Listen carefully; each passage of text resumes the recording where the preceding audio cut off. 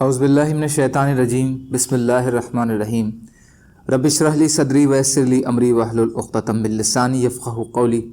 ریاض الصالحین حصہ اول، احادیث نبی صلی اللہ علیہ وسلم۔ حضرت سالم بن عبداللہ بن عمر رضی اللہ تعالیٰ عنہ سے روایت ہے کہ حضرت عبداللہ بن عمر رضی اللہ تعالیٰ عنہ آدمی سے ارشاد فرماتے جب وہ کسی سفر کا ارادہ کرتا، میرے قریب ہو تاکہ میں تجھے الوداع کہوں، جیسا کہ رسول اللہ صلی اللہ علیہ وسلم ہمیں الوداع فرمایا کرتے تھے۔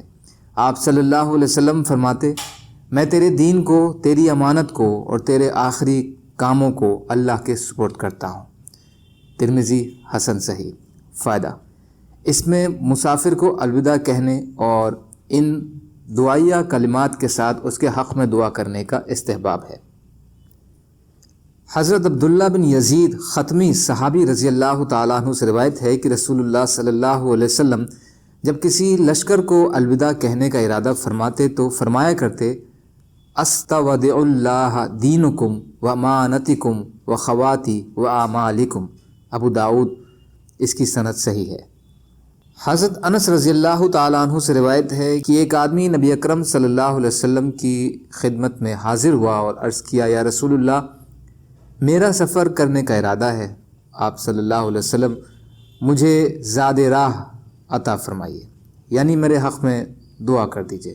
آپ صلی اللہ علیہ وسلم نے فرمایا، اللہ تعالیٰ تجھے تقوی کے سامان سے آراستہ فرمائے۔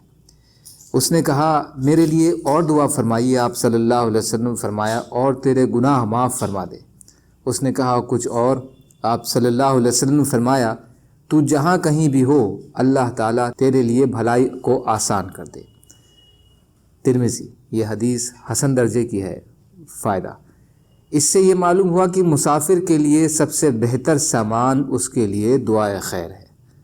اللہ تعالیٰ کہنے سننے سے زیادہ عمل کی توفیق عطا فرمائے، اور مظلوم کشمیریوں، فلسطینیوں اور دیگر ممالکوں میں جہاں بھی مسلمان بھائی و بہن پریشان ہیں ان کی مدد فرمائے، اور ہم کو اپنی استطاعت کے بقدر اپنا حق ادا کرنے والا بنائے۔